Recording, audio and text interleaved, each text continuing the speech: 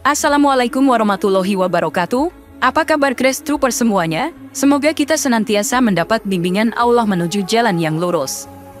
Syekh Imron Hosein, seorang sarjana muslim kontemporer dengan pengetahuan mendalam dalam eskatologi Islam, memperkenalkan perspektif yang unik dalam menelaah kisah-kisah Al-Quran dan menghubungkannya dengan konteks dunia saat ini, khususnya terkait dengan Israel dan Zionisme.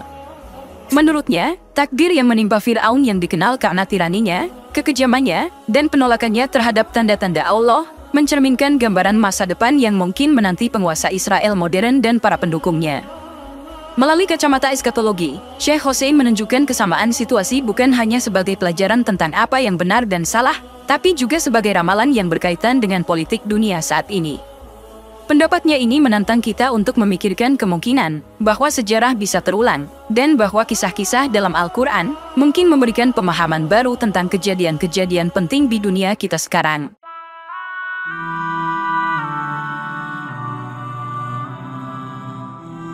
Dalam Al-Quran, kisah Fir'aun diangkat sebagai contoh utama tentang kesombongan dan kedurhakaan terhadap perintah Allah. Fir'aun, yang dikenal sebagai Raja Mesir pada masa Nabi Musa, digambarkan sebagai tiran yang mengaku dirinya Tuhan, dan memperlakukan Bani Israel dengan kekejamannya. Allah berfirman dalam surah Al-Qasas ayat 4, "Sesungguhnya Fir'aun telah menyombongkan diri di muka bumi, dan menjadikan penduduknya golongan-golongan, menguatkan salah satu golongan dari mereka, menyembelih anak-anak laki-laki mereka, dan membiarkan hidup perempuan-perempuannya. Sesungguhnya dia termasuk orang-orang yang membuat kerusakan." Ayat ini dengan jelas mengkritik perilaku Fir'aun yang tidak hanya sombong, tetapi juga memecah belah dan merusak tatanan sosial. Sebagai seorang penguasa, Fir'aun tidak hanya menindas Bani Israel, tetapi juga menolak untuk mengakui kebenaran, meskipun telah disajikan dengan berbagai mukjizat oleh Nabi Musa. Ini diilustrasikan dalam surah Asy-Syu'ara ayat 23, ketika Fir'aun berkata kepada Musa, "Dan apa itu Tuhan semesta alam?"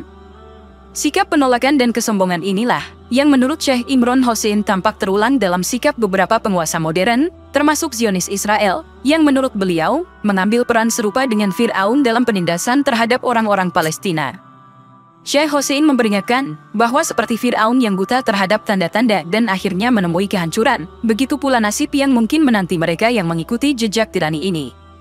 Firman Allah dalam surah Yunus ayat 92, mengungkapkan akhir dari kesombongan Fir'aun, "Maka hari ini kami akan menyelamatkan badanmu, agar kamu menjadi tanda bagi orang-orang yang datang sesudahmu.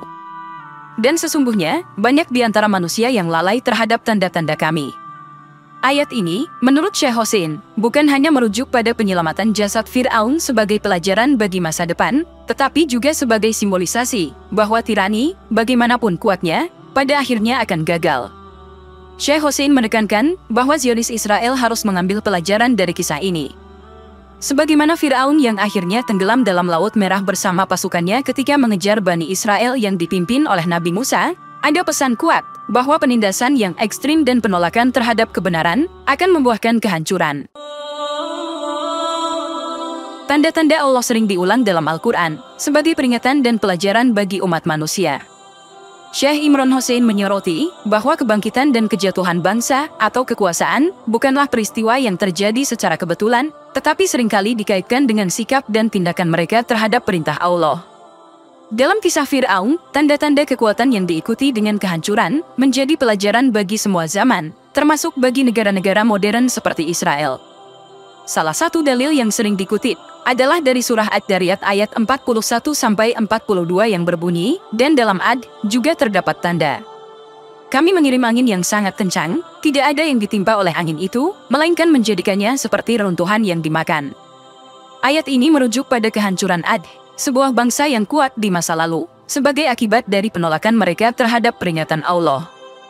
Analogi ini diaplikasikan oleh Syekh Hosein terhadap Israel dengan memperingatkan bahwa kehancuran dapat menimpa setiap bangsa yang menempuh jalur kesombongan dan penindasan. Mengaitkan dengan eskatologi Islam, Syekh Hosein mencermati bahwa tanda-tanda kehancuran bukan hanya untuk dikisahkan, tetapi untuk direnungkan dan diambil pelajaran. Kecanggihan teknologi militer, kekuatan ekonomi, atau dukungan internasional yang dimiliki oleh negara manapun, termasuk Israel, tidak akan memberikan jaminan keabadian kekuasaan mereka. Surah Al-Imran ayat 26 berbunyi, "Katakanlah, ya Allah, Pemilik kerajaan, engkau berikan kerajaan kepada siapa yang engkau kehendaki, dan engkau cabut kerajaan dari siapa yang engkau kehendaki, dan engkau muliakan siapa yang engkau kehendaki, dan engkau hinakan siapa yang engkau kehendaki. Di tangan engkaulah segala kebaikan, sesungguhnya engkau maha kuasa atas segala sesuatu. Ayat ini mengingatkan bahwa segala kekuasaan berada di tangan Allah, dan dialah yang menentukan naik dan turunnya sebuah bangsa. Dengan memahami dan merefleksikan ayat-ayat tersebut, Syekh Hussein mengajak umat manusia, khususnya kaum Zionis, untuk mengintrospeksi diri dan sejarah mereka sendiri. Jika jejak langkah mereka menyerupai Fir'aun dengan penindasan, kesombongan, dan ketidakpedulian terhadap tanda-tanda Allah, maka peringatan keras dari sejarah dapat kembali menjadi kenyataan. Dalam kisah-kisah Al-Quran, pencarian keadilan seringkali menjadi pusat dari konflik antara kebenaran dan kebatilan.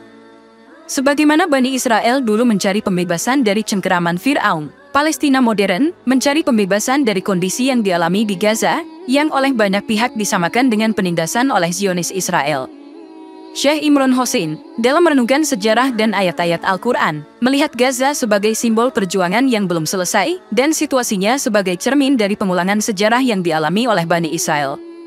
Syekh Hossein menyoroti bahwa kondisi di Gaza, yang dianggapnya sebagai kamp konsentrasi terbesar di dunia, karena blokade yang berkepanjangan dan serangan yang terjadi, merupakan ujian serupa bagi umat manusia hari ini.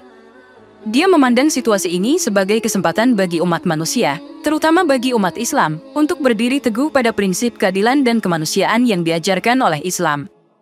Lebih lanjut, ayat dalam surah Al-Maidah ayat 32 mengungkapkan pentingnya menghargai kehidupan manusia. Oleh karena itu kami tetapkan suatu hukum bagi Bani Israel, bahwa barang siapa yang membunuh seorang manusia, bukan karena orang itu membunuh orang lain, atau bukan karena membuat kerusakan di muka bumi, maka seakan-akan dia telah membunuh seluruh manusia. Dan barang siapa yang memelihara kehidupan seorang manusia, maka seakan-akan dia telah memelihara kehidupan seluruh manusia. Ayat ini mengajarkan nilai yang universal, bahwa kehidupan manusia adalah sakral, dan mengambil nyawanya tanpa hak, adalah kedzaliman yang setara dengan kedzaliman terhadap semua manusia. Kemudian surah Al-Isra ayat 4-8 menjelaskan siklus sejarah Bani Israel, dari kehancuran hingga pemulihan, dan mengisyaratkan potensi kehancuran kedua sebagai akibat dari tindakan mereka sendiri. Dan kami telah menetapkan bagi Bani Israel dalam kitab itu, sesungguhnya kamu akan membuat kerusakan di muka bumi ini 2 kali, dan kamu pasti akan menyombongkan diri dengan kesombongan yang besar. Ayat ini dapat dilihat sebagai peringatan bahwa setiap bangsa yang melampaui batas dan berlaku sombong, sebagaimana Fir'aun, akan menghadapi konsekuensi dari tindakan mereka sendiri. Syekh Imron Hossein memandang ayat ini sebagai cerminan dari kondisi sekarang, di mana Israel telah menyebabkan kerusakan dan penindasan.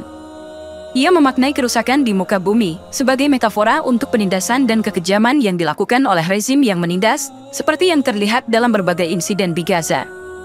Sebagai penutup, Syekh Imron Hossein melalui pandangannya, mengajak kita untuk merenungkan nasib yang menimpa Fir'aun sebagai analogi, bagi nasib yang mungkin dihadapi oleh setiap kekuatan yang bertindak zalim.